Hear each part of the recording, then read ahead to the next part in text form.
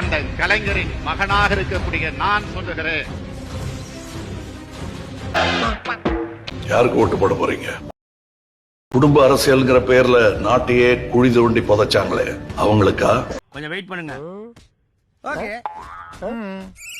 Okay wait பண்ணுவோம். எதுக்கா நீங்க டிஎம்கேவோட போய் சேர்ந்தீங்க? நீங்க தான் ரிமோட் கண்ட்ரோல் எல்லாம் தூக்கி போட்டீங்களே டெலிவிஷன் மேல. ஏன் நீங்க மறுபடியும் அங்க போனீங்கன்னா ரிமோட் தூக்கி போட்டேன். அதான் சொன்னேன், விமர்சிக்க உரிமை ஜனநாயகத்துக்கு உண்டு. அது தூக்கி போட்டேன். ஆனா ரிமோட்டை வேற ஆள் தூக்கிட்டு ஓடிட்டான்.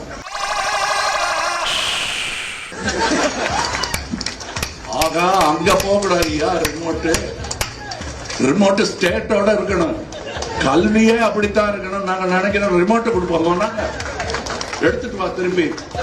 பரவாயில்ல, நம்ம ஒழிச்சாது வைப்போம். ஒருத்தர் மேல ஒருத்தர் அடிச்சுக்க வேண்டாம். இனிமே யமுனா வந்து தூக்கி போயிடலாம் அப்படின்னு எடுத்த முடிவு தான். இந்த அலையன்ஸ் புரிஞ்சுக்குங்க, புரியலன்னா சும்மா இருங்க.